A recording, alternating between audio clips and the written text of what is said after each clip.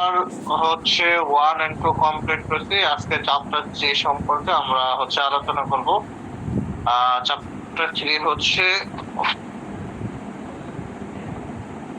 Concept of disease, রোগ সম্পর্কে ধারণা। তো কনসেপ্ট অফ ডিজিজ টপিকস থেকে আমরা আজকে আলোচনা করার চেষ্টা করব। আমি একটু ক্লাস করতে স্টার্ট করি। ওকে, আপনাদের পিডিএফ দেখতে কোনো অসুবিধা হচ্ছে? না স্যার। জি না স্যার। না স্যার। ওকে,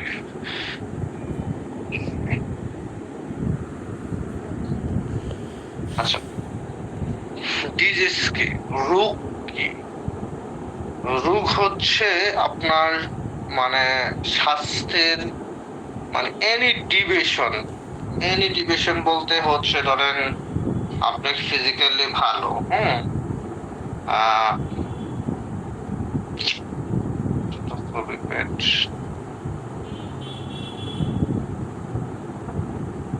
আবার নতুন করে পিডিএফে যেতে হবে। আমরা আর কাউকে নতুন করে অ্যাড নেব না। স্যার স্ক্রিন শেয়ার আবার এই অফ বন্ধ করে আবার অফ করেন, আটকে গেছে এখানে। আটকে গেছে না? আচ্ছা,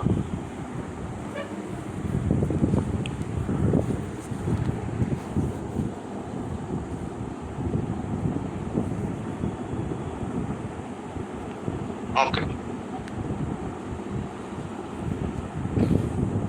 রোগ কি, ডিজিজ হচ্ছে ধরেন আপনি সামান্য একটা ফোড়া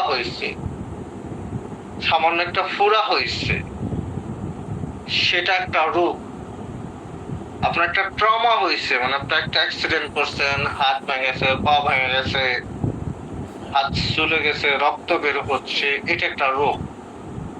আপনার টাইফয়েড হয়েছে অথবা জন্ডিস হয়েছে, এটা একটা রোগ। এরপর আপনার ধরেন মানসিক ভাবে আপনি বিপর্যস্ত, সেটা একটা রোগ। এরপর ধরেন আপনি এটাছে মানে পরিপূর্ণ বুঝেন না ভালোভাবে, সেটা একটা রোগ।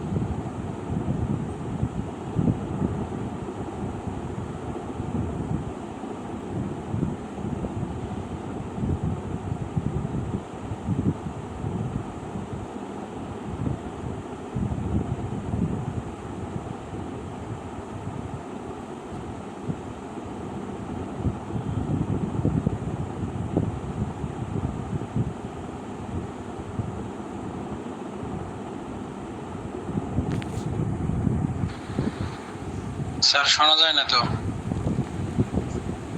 আরে মিউট করে রাখতে। একটু অপেক্ষা করেন।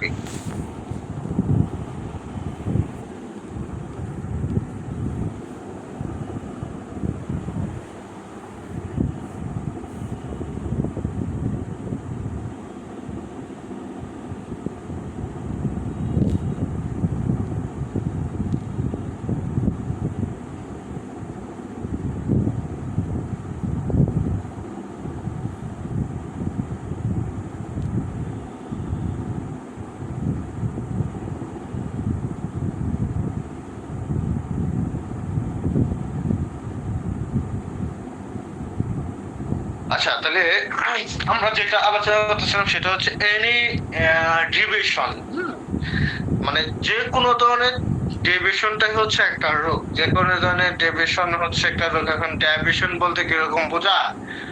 ধরুন যে আপনার এই আপনি ফিজিক্যালি একটু অসুস্থ, এটা হচ্ছে একটা ডেভিয়েশন বলতে কি, মানে নর্মাল একটা জিনিস সোজা বা স্বাভাবিক আছে, ওইটা কোনোভাবে একটু বাইকে গেছে, বা ওইটা কোনোভাবে একটু ছোট হয়ে গেছে, ওইটা কোনোভাবে একটু ক্ষতিগ্রস্ত হয়েছে, একটু সামান্য ক্ষতিগ্রস্ত হইল, সেটা একটা ডেভিয়েশন। ওইটা হচ্ছে ডেভিয়েশন। এই আপনি শারীরিক ভাবে সুস্থ, এটা সামান্য বিচ্যুতি ঘটছে, ডেভিয়েশন হয়েছে, এটাকে অসুস্থ বলবো।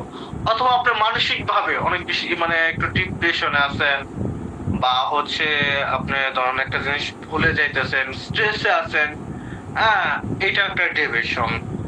এরপর ধরুন হচ্ছে আপনার সোশিয়াল ওয়েলবিং না, হ্যাঁ, ধরেন হচ্ছে খুব হিংসুটে টাইপের, অথবা ধরেন হচ্ছে সে হেল্পফুলনেস, হ্যাঁ, বা সে পাষাণ হৃদয়ের অধিকারী, এটা এক ধরনের অসুস্থতা, এটা এক ধরনের অসুস্থতা। একটা মানুষ যদি ফিজিক্যাল, তারপরে হচ্ছে আপনার মেন্টাল এন্ড সোশিয়াল ওয়েলবিং, এই তিনটা জিনিসের সামান্য কোনো ধরনের বিচ্যুতি তার মধ্যে থাকে, ওইটাই হচ্ছে ডিভিশন। মানে any division of physical, mental and social wellbeing, any division of physical, mental and social wellbeing is called disease. অর্থাৎ হচ্ছে একটা মানুষের শারীরিকভাবে হোক, মানসিকভাবে হোক, অথবা হচ্ছে সোশিয়াল ওয়েলবিং এর মধ্যেও, হ্যাঁ, সামাজিকতার মধ্যেও যদি তার সামান্য ধরনের বিচ্যুতি বা ত্রুটি থাকে, তাহলে সেটাকেই সোশিয়াল সব দেখা যায় না। ডিজিজ বলা হয়। আমি এখনো পর্যন্ত শেয়ার করি নাই, কারণ ওই যে অ্যাড হচ্ছে যে এই জন্য। সেটাকে কি বলা হয়? ডিজিজ বলা হয়। কথাটা কি বুঝতে পারছেন? জি স্যার। জি স্যার। আচ্ছা, এই হচ্ছে আমাদের মানে হচ্ছে ডিজিজের ডেফিনেশন। এখন নতুন করে যদি কেউ অ্যাড হয়, আমরা আর তাকে অ্যাড করব না, আর হচ্ছে এই কি না, আর ক্লাসে অ্যাড হওয়ার সুযোগ নেই।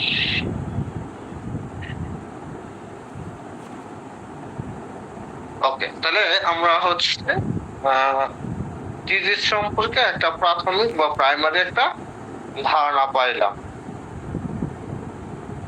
ওকে, এরপর দেখি ডেফিনেশনটা কি বলছে। দেখেন, disease can be defined as any deviation from normal state of physical, mental and social well-being। ঠিক আছে, এই পর্যন্ত ডেফিনেশনটা দিবেন তাহলে হবে। এবার যে টপিকস নিয়ে আলোচনা করব সেটা হচ্ছে কজেস অফ ডিজিজ। রোগের কারণ কি? রোগের কারণ কি? রোগের অনেক কারণ হতে পারে। যেরকম ধরুন হচ্ছে যে আমাদের মাইক্রো অর্গানিজম গুলো আছে, আমি আপনাদেরকে বলছিলাম যে মাইক্রো অর্গানিজম বলতে কারে বোঝায়? ব্যাকটেরিয়া, ভাইরাস, ফাঙ্গাস, প্যারাসাইট, এদেরকে বোঝায়, তাই না? এই কথা আমি বলছিলাম। ধরুন এনি কাইন্ড অফ মাইক্রো অর্গানিজমের অ্যাটাকের কারণে, কোন ধরনের মাইক্রো অর্গানিজমের অ্যাটাকের কারণে, হ্যাঁ, রোগ হতে পারে। ধরুন হচ্ছে একটা ব্যাকটেরিয়া যদি আপনার শরীরে ঢুকে, টাইফয়েড ব্যাকটেরিয়া, তাহলে আপনি টাইফয়েড জ্বর হয়ে যেতে পারে। তারপরে ধরুন হচ্ছে একটা ভাইরাস ঢুকলে আপনার লাংসে অসুবিধা হতে পারে, লিভারে অসুবিধা হতে পারে। হ্যাঁ, একটা ফাঙ্গাস হচ্ছে আপনার স্কিনের সাথে লাগলে সেখানে আউট হতে পারে, অথবা চুলকানি, হ্যাঁ, হতে পারে, স্ক্যাবিস হতে পারে, অথবা ধরুন হচ্ছে কোন ধরনের প্যারাসাইট যেরকম হুকম আছে, হ্যাঁ, এগুলোর কারণে আপনার রোগ হতে পারে, হতে পারে না, হতে পারে। অথবা ধরুন হচ্ছে আপনি যদি কথার কথা, হ্যাঁ, ধরুন হচ্ছে যে আপনার আর্সেনিক যুক্ত যে পানিটা আছে, সেই পানিটা যদি প্রতিনিয়ত আপনি পান করেন, আপনার হচ্ছে ক্ষতি হতে পারে। হ্যাঁ, তারপর আপনি কোকা কোলা, সেভেন আপ, হ্যাঁ, মৌজু, এগুলো যদি অনেক বেশি প্রতিদিন খান, আপনার শরীরে ক্ষতি হতে পারে। অথবা ধরুন হচ্ছে আপনার বিভিন্ন ধরনের ক্ষতিকর কেমিক্যাল যুক্ত খাবার যদি আপনি খান, আপনার শরীরে ক্ষতি হতে পারে। অথবা ধরুন হচ্ছে আপনার বডিতে যে বিভিন্ন ধরনের ন্যাচারাল কেমিক্যাল আছে, যেরকম হচ্ছে জন্ডিস হয়, হ্যাঁ, জন্ডিস হয়। জন্ডিস কি? সিরাম বিলিরুবিন যে আছে, এই সিরাম বিলিরুবিনের যে পরিমাণে বেশি সিক্রেশন হয়, সিরাম বিলিরুবিন যদি পরিমাণে বেশি সিক্রেশন হয়, তখন কিন্তু আপনার হচ্ছে এই জন্ডিসটা হতে পারে। তাহলে এই excess secretion of serum bilirubin কি ঘটলো? এক্সেস সিক্রেশন অফ সিরাম বিলিরুবিনের কারণে কি ঘটলো?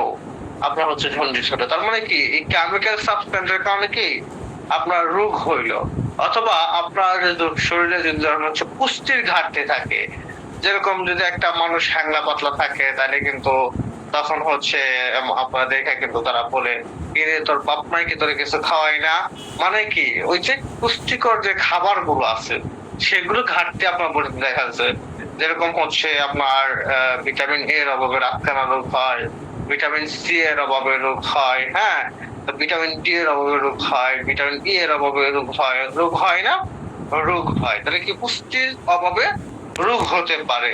তারপরে ধরেন হচ্ছে বিভিন্ন ধরনের হচ্ছে ফিজিক্যাল অ্যাটাক, যেরকম হচ্ছে হিট, অতিরিক্ত হিট হইলে আপনার হাত পুড়ে যাবে, বা অনেক বেশি কোল্ড হইলে আপনার হচ্ছে ক্ষতি হতে পারে, অথবা রেডিয়েশনের প্রভাবেও কিন্তু আপনার ক্ষতি হতে পারে, তাই না? তাহলে এইসব কারণে কি আপনার রোগ সৃষ্টি হতে পারে। এছাড়াও ধরুন হচ্ছে আপনার যদি কোনো বদভ্যাস থাকে, বদভ্যাসের কারণে রোগ হয়। যেরকম ধরুন হচ্ছে আপনি যদি মনে করেন যে টানা 2-3 বোতল, হ্যাঁ, রেডিয়েশনের কারণে, রেডিয়েশনের,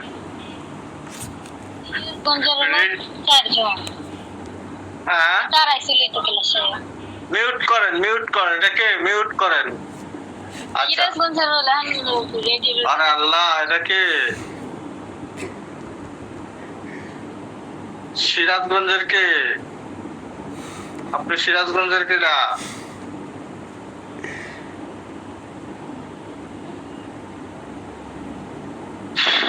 ওকে, দেখি কারা আমাদের এখানে জয়েন করার চেষ্টা করতেছে, আমরা তারা অ্যাড করি। আচ্ছা, আপাতত সে নাই। ওকে,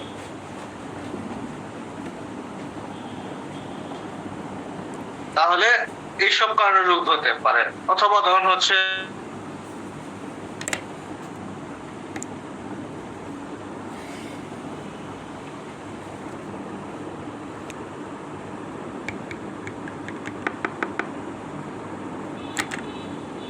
স্যার শোনা যায় না তো। স্যার বোঝা যায় না তো।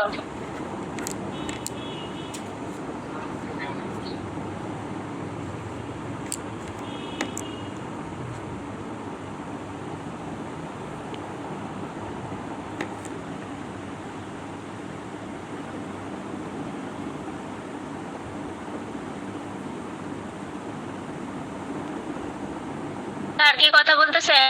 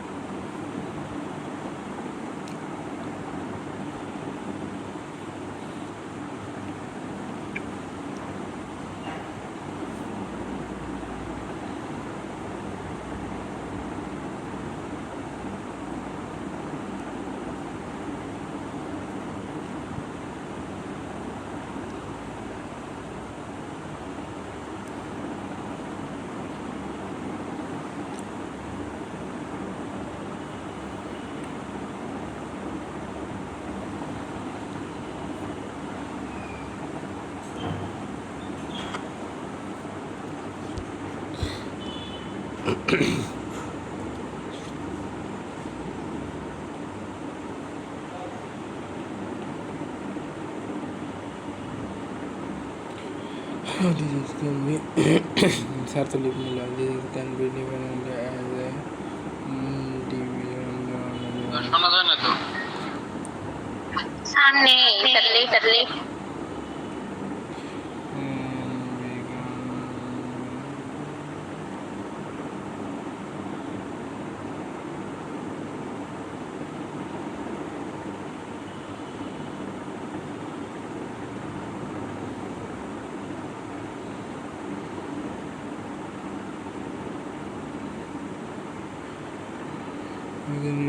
ক্লাস কি শেষ?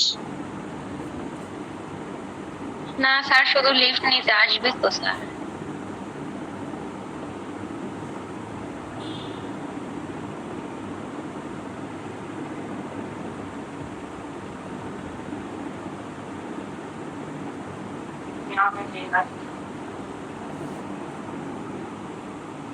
হ্যালো, আচ্ছা সরি, একটা কল আসছে, কলটা হচ্ছে বোঝা যাইতেছে না, ইন্টারাপশন হয়ে গেছিল, হ্যাঁ,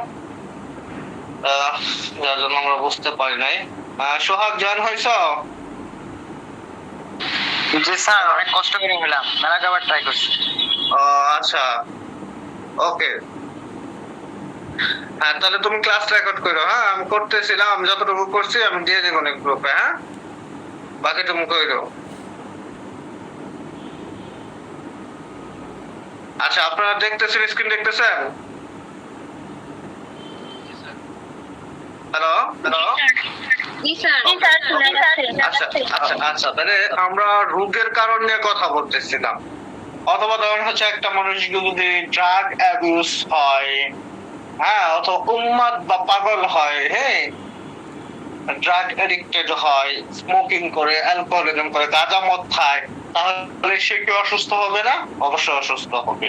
অথবা মনে করেন যে আপনার ধরেন হচ্ছে বিশেষ করে অ্যাট প্রেজেন্ট মেয়েদের যে মানে সবচেয়ে কমন যে সমস্যাটা, সেটা হচ্ছে আপনার মানে PCOS, পলিসিস্টিক ওভারিয়ান সিনড্রোম। এই PCOS প্রবলেমটা অনেক বেশি হচ্ছে। PCOS প্রবলেমটা অনেক বেশি হচ্ছে। এটা হওয়ার কারণ কি? এটা হওয়ার কারণ হচ্ছে ধরেন বিশেষ করে মেয়েরা ফাস্ট ফুডের দিকে এডিক্টেড থাকে বেশি। তো ফাস্ট ফুড হচ্ছে ধরেন হচ্ছে আপনি যদি ধরেন ছোট থেকেই মানে আপনার ফাস্ট ফুডে অনেক বেশি অভ্যস্ত থাকেন এবং হচ্ছে ধরেন আপনি অনেক বেশি লেজি থাকেন, হ্যাঁ, যে ধরেন খুব বেশি মুভমেন্ট, খুব বেশি হচ্ছে কাজ করা, বা খুব বেশি হচ্ছে যে ফিজিক্যাল অ্যাক্টিভিটি মানে একটু হাঁটা চলা না করা, অথবা মনে করেন যে খাবার খাওয়ার সাথে সাথে আপনি হচ্ছে শুয়ে পড়লেন, কখনো এক্সারসাইজ করেন না, তাহলে এইসব কারণে আস্তে আস্তে ধরেন হচ্ছে আপনার কি হবে, আপনার শরীরের ওজন বেড়ে যাবে। আপনার হচ্ছে মানে হাইট অনুসারে আপনার ওজন হচ্ছে অনেক বেশি হয়ে যাবে। এরপরে আস্তে আস্তে আপনার হরমোনাল ইমব্যালেন্স হবে। হরমোনাল ইমব্যালেন্স হওয়ার কারণে আপনার ধরেন হচ্ছে এই মানে এই PCOS এর মানে প্রবলেমটা অনেক বেশি ডেভেলপ হয়। এটা কিন্তু খুব জটিল একটা সমস্যা, এবং যদি PCOS এর আকারটা অনেক বড় হয়, হ্যাঁ, সেই ক্ষেত্রে এটা কিন্তু একটা সময় আপনার অপারেশন করতে হয়। যদি কথার কথা আপনার হচ্ছে এই মানে কারো হচ্ছে জরায়ুতে এই অপারেশনটা করতে হয়, যে দুই পাশে করতে হয়, তাহলে সেই ক্ষেত্রে সে কিন্তু হচ্ছে তার মানে মা হওয়ার যে সক্ষমতা, সেটা কিন্তু সে হারায় ফেলবে। তো সেই ক্ষেত্রে এই জিনিসটা কিন্তু খুব গুরুত্বপূর্ণ একটা জিনিস। আমি বিস্তারিত কথা আছে মানে আমি জাস্ট একটু সংক্ষেপে আপনাদেরকে বোঝানোর চেষ্টা করলাম। So lack of physical exercise and obesity একটা মানুষের জীবনে মারাত্মক ক্ষতিকর। এই ল্যাক অফ এক্সারসাইজ এন্ড ওবেসিটির কারণে মানুষের ডায়াবেটিস হয়।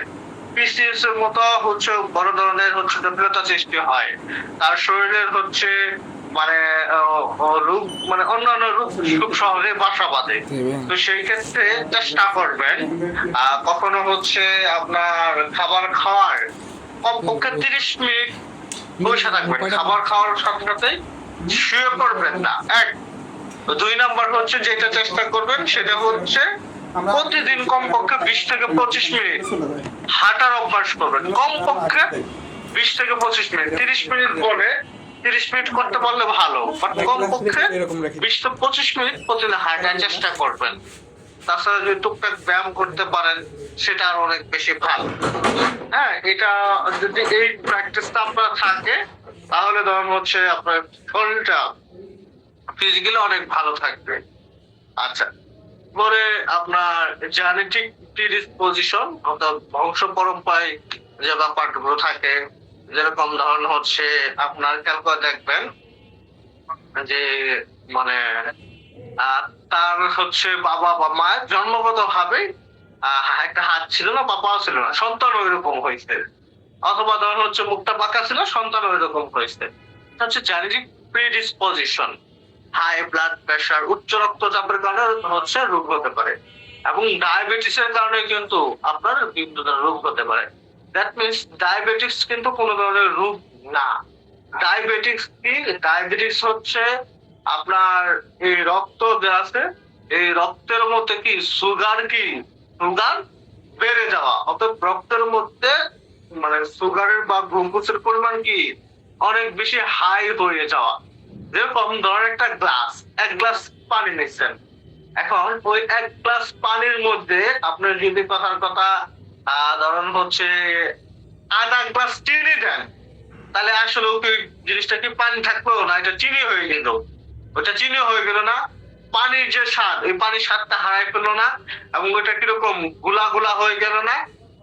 ঠিক এরকম একটা মানুষের রক্তের মধ্যে এই চিনির আধিক্যতার পরিমাণটাই হচ্ছে আপনার এই মানে ইটা হয়, এই মানে গ্লুকোজটা বেড়ে যায়, যেখানে ইনসুলিন হরমোনের কি ঘাটতি হয়, ইনসুলিন হরমোনের ঘাটতি হয়। তো সেই ক্ষেত্রে ডায়াবেটিস কিন্তু কোনো একটা রোগ না, এটা একটা ফ্যাক্টর, এটা একটা রোগ সৃষ্টি হওয়ার একটা ফ্যাক্টর। বুঝতে পারছেন? জি স্যার। ওকে, তাহলে আমরা কজেস অফ ডিজিজ জানবো। কজেস অফ ডিজিজ, রোগ হওয়ার কারণগুলো আমরা জানবো। রোগ হওয়ার এটিওলজিক্যাল এজেন্ট মানে কারণবশত কারণ, মানে কোন কোন কারণে রোগ সৃষ্টি হয়। যেরকম মাইক্রোবায়োলজিক্যাল এজেন্টের কারণে রোগ হয়। মাইক্রোবায়োলজিক্যাল এজেন্ট বলতে কি বলছিলাম? ব্যাকটেরিয়া, ভাইরাস, ফাঙ্গাস, প্যারাসাইট, এগুলোর কারণে রোগ হয়। পরে কেমিক্যাল এজেন্ট, কেমিক্যাল এজেন্টের কারণে রোগ হয়। যেরকম excess serum bilirubin causes jaundice. একটা মানুষের যে জন্ডিস হয় না, জন্ডিস হয় কেন? লিভার থেকে অতিরিক্ত পরিমাণে যখন সিরাম বিলিরুবিন নামে যে কেমিক্যালটা আছে, এই কেমিক্যালটার অতিরিক্ত পরিমাণে ক্ষরণ ঘটে, তখন সেটা কি রোগ সৃষ্টি হয়, তখন সেটা কি রোগ সৃষ্টি হয়। তারপরে হচ্ছে আপনার নিউট্রিশনাল এজেন্ট, নিউট্রিশনাল এজেন্ট পুষ্টির অভাবে, যেরকম vitamin A deficiency in children causes night blindness. তারপরে ফিজিক্যাল এজেন্ট, যেরকম হিটের কারণে রোগ হতে পারে, কোল্ডের কারণে রোগ হতে পারে, রেডিয়েশনের কারণে রোগ হতে পারে, ইলেকট্রিসিটির কারণে রোগ হতে পারে, সাউন্ডের কারণে রোগ হতে পারে, নয়েসের কারণে রোগ হতে পারে, হতে পারে না? রোগ হতে পারে। এগুলোই। এরপর হচ্ছে মাল্টিপল ফ্যাক্টর। মাল্টিপল ফ্যাক্টর বিস্তারিত আলোচনা যাওয়ার প্রয়োজন নেই।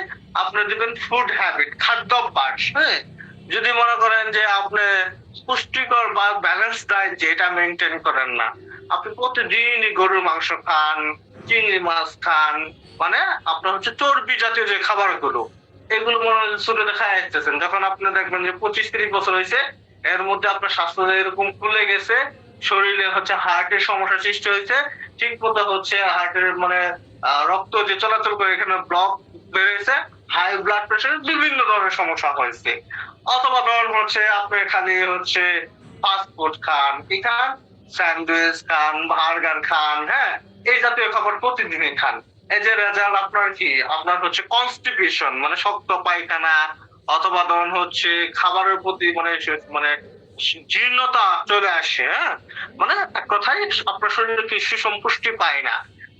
এটা হচ্ছে ফুড হ্যাবিট। এরপর পার্সোনাল হ্যাবিট, ধরুন হচ্ছে স্মোকিং করলেন, অনেক বেশি বর্তমান যুগে পার্সোনাল হ্যাবিট কি ফোন এডিক্ট করা। এই যে মাত্র হচ্ছে আপনারা ক্যাম্পাসে গেছেন না, এখন কি ঘটবে?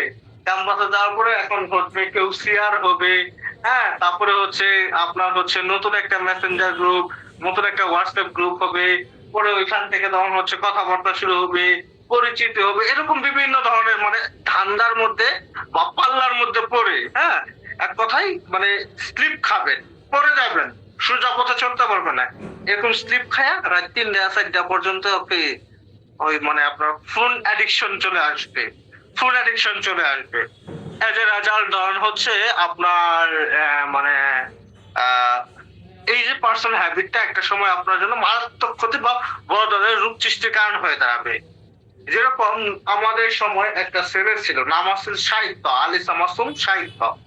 মানে আমার জীবনে বহুত মানুষ দেখছি, কিন্তু ওর মতো মানুষ জীবনে খুব কম দেখছি, এত বাজে টাইপের। আবার ওর মধ্যে কিছু হচ্ছে মানে কোয়ালিটি ছিল, ভালো ইংলিশ বলতে পারতো, ভালো গান গাইতে পারতো, মানে এই কয়েকটা টুলস এর মাধ্যমে সে মেয়েদের প্রতি অনেক বেশি অ্যাডিক্টেড হয়ে গেছিল। তো অ্যাজ এ রেজাল্ট মনে করেন যে সে মনে হয় থার্ড ইয়ার বা সেকেন্ড ইয়ারে তার ইনহেলার ইউজ করতে হয়, মানে তার প্রচন্ড শ্বাসকষ্ট, মানে ফিজিক্যালি সে উইক, চোখে দেখে না, হ্যাঁ, দুদিন পরে পরে হচ্ছে আপনার অজ্ঞান হয়ে যা, মানে খুব শারীরিকভাবে খুব আনফিটনেস হয়ে গেল। তো এই পার্সোনাল হ্যাবিট মানুষের জীবনে খুব গুরুত্বপূর্ণ একটা জিনিস। তারপর হচ্ছে আপনার আছে জেনেটিক প্রেডিসপোজিশন থেকে বললামই, high blood pressure and diabetes. তাহলে আপনার যদি causes of disease, etiological causes and multiple factor, ঠিক আছে? ওকে, এর আগে এখন আমি আপনাদেরকে একটা বিষয়ে ধারণা দিয়ে নেই। সেটা হচ্ছে communicable disease and non communicable disease.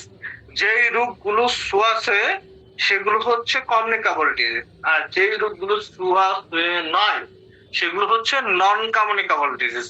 যেরকম ক্যান্সার নন কমিউনিকেবল ডিজিজ, যেরকম diabetes mellitus non communicable disease, high blood pressure non communicable disease, coronary lung cancer non communicable disease, stroke non communicable disease. But আপনার হচ্ছে type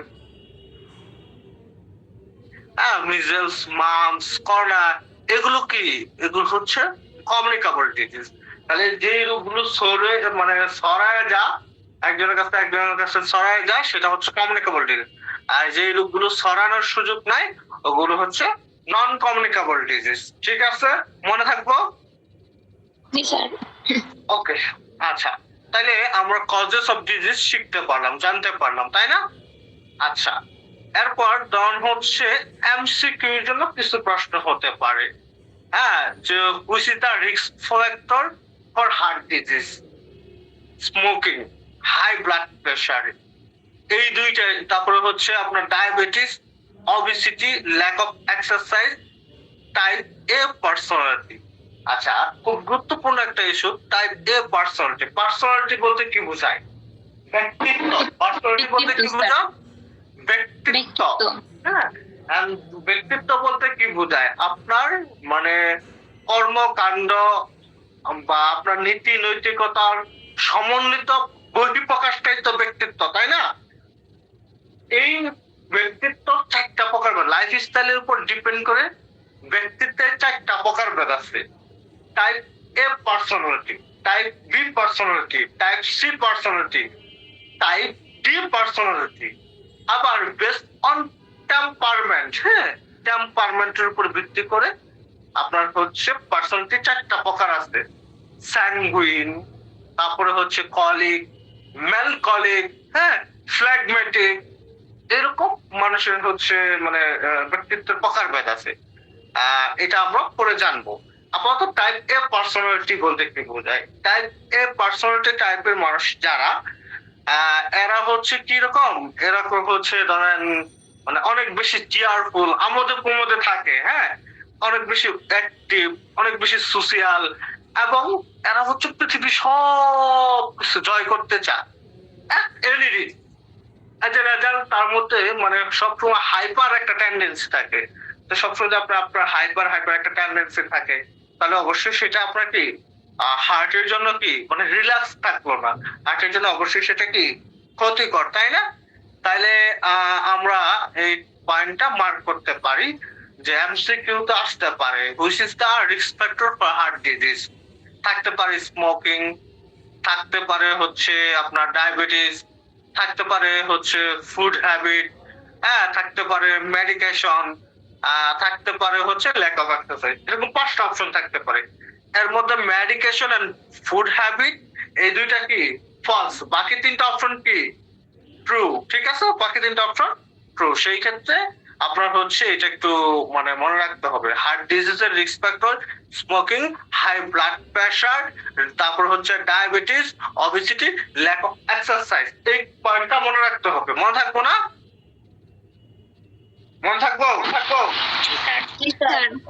ওকে, এরপর হচ্ছে risk factor for cancer. হ্যাঁ, ক্যান্সারের জন্য risk factor কোনগুলো? ক্যান্সারের জন্য রিস্ক ফ্যাক্টর হচ্ছে স্মোকিং, তারপরে দেওয়া হচ্ছে আপনার ইনফেকশিয়াস এজেন্ট, হ্যাঁ, মেডিকেশন, ইনফেকশিয়াস এজেন্ট আর স্মোকিং। এই 3টা পয়েন্ট মনে রাখলেই হবে। মেডিকেশন, তারপর হচ্ছে ইনফেকশিয়াস এজেন্ট আর স্মোকিং, এই 3টা পয়েন্ট মনে রাখলেই হবে। ওরা হচ্ছে রিস্ক ফ্যাক্টর ফর স্ট্রোক। স্ট্রোকের জন্য রিস্ক ফ্যাক্টর কি? হাই ব্লাড প্রেশার, তারপরে হচ্ছে আপনার এলিভেটেড কোলেস্টেরল এন্ড স্মোকিং। অতএব আপনি খেয়াল করে দেখবেন যেসব মানুষ স্ট্রোক করে, হ্যাঁ, সেই সব মানুষের দেখবেন যে হিস্ট্রি নেবেন, জিজ্ঞাসা করবেন যে আপনার ডায়াবেটিস আছে, আর দেখবেন যে খেয়াল করে দেখবেন যে স্বাস্থ্যটা একটু মোটা তাজা, হ্যাঁ, বা গরুর গোস্ত, তারপরে ইলিশ মাছ, চিংড়ি মাছ, হ্যাঁ, এই জিনিসগুলো খাওয়ার অভ্যাস বেশি ছিল। তারপর হাই ব্লাড প্রেশার, হ্যাঁ, এই টাইপের বা সিগারেট খাওয়া এই টাইপের লোকেরাই 90% দেখবেন যে এই টাইপের লোকেরাই হচ্ছে স্ট্রোক করে।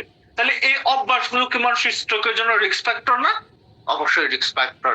So risk factor for stroke, high blood pressure, elevated cholesterol and smoking. High blood pressure, elevated cholesterol and smoking. মনে থাকবো? জি স্যার। ওকে, এরপর ডায়াবেটিস না? হ্যাঁ স্যার কত পড়াইছেন, বেশি পড়া দেন না। না, বেশি পড়া দেই নাই তো, জাস্ট হচ্ছে ডিজিজের ডেফিনিশন, কজেস অফ ডিজিজ এই পর্যন্তই আর কি, আর বেশি পড়াই নাই। ওকে আচ্ছা স্যার, নতুন ক্যাম্পাস তো মানে আচ্ছা, এই পর্যন্তই দিব, এই পর্যন্ত দিয়ে ছেড়ে দিব, অসুবিধা নাই। এরপর হচ্ছে risk factor for diabetes. Diabetes হতে পারে কোন কোন ফ্যাক্টর কারণে? একটা হচ্ছে ডায়েট অ্যান্ড অবিসিটি।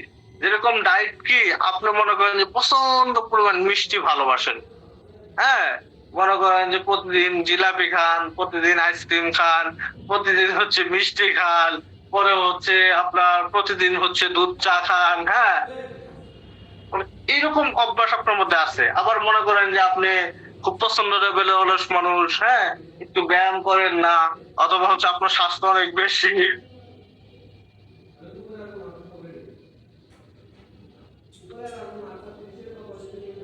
আচ্ছা, এরপরে ধরেন হচ্ছে আপনি মানে হচ্ছে খাবার খাওয়ার পরে শুয়ে পড়েন। এই যে এই অভ্যাসগুলো থাকার ফলে কি আপনার ডায়াবেটিস হয়ে যেতে পারে। এই অভ্যাসগুলো থাকার ফলে কি আপনার ডায়াবেটিস হয়ে যেতে পারে, ঠিক আছে? সো ডায়াবেটিস এর রিস্ক ফ্যাক্টর কি? Obesity and diet. Obesity and diet মনে থাকবো? What is the risk factor for diabetes? Obesity and diet. আরেকটা হ্যাঁ। হচ্ছে হ্যাঁ, স্যার মোটর ভেহিকল অ্যাক্সিডেন্টের রিস্ক ফ্যাক্টর লাগবে না? না, যেটা লাগবে না সেটা আমি স্কিপ করে যাবো। স্কিপ করে যাবো মানে ওইটা নিয়ে আপনার প্রশ্ন করার প্রয়োজন নাই, ঠিক আছে? ওকে, আচ্ছা ঠিক আছে। এরপর সিরোসিস অফ লিভার, মানে লিভারটা নষ্ট হয়ে যায়। লিভার সিরোসিস হওয়ার অন্যতম মূল প্রধান কারণ হচ্ছে অ্যালকোহল। অর্থাৎ একটা মানুষ যদি তার জীবদ্দশায় মদ খাওয়ার অভ্যাস থাকে, গাঁজা খাওয়ার অভ্যাস থাকে, হ্যাঁ, অথবা ধরুন হচ্ছে আপনার জন্মের পরেতেই মনে হলো বুঝবান হওয়ার পরতেও মধু খায়, আরসি খায়, পেপসি খায়, হ্যাঁ, 30-35 বছর টানা খাইতে এসে 100% তার লিভার সিরোসিস হয়ে যাবে, লিভার নষ্ট হয়ে যাবে। বুঝতে পারছেন? সো আমি যদি বলি what are the risk factor for liver cirrhosis, answer will be alcohol. Answer will be alcohol. What are the risk factor for diabetes? Obesity and হচ্ছে diet. What are the risk factors for stroke? High blood pressure, elevated cholesterol, and smoking. What are the risk factors for cancer? Smoking, medication, and infectious agent. What are the risk factors for heart disease? Smoking, high blood pressure, diabetes, obesity, lack of exercise. Clear? মনে থাকবে? জি sir. তাইলে এই কথাগুলো, এই পয়েন্টগুলো অক্ষরে অক্ষরে শিখতে হবে। কজেস অফ ডিজিজ অক্ষরে অক্ষরে শিখতে হবে, এন্ড ডেফিনেশন অফ ডিজিজ। খুব বেশি পড়াইলাম না, অনেক বেশি কম পড়াইলাম। এখন বাজে 8:30, 8:30টায় আমি পরীক্ষার লিঙ্ক দিব।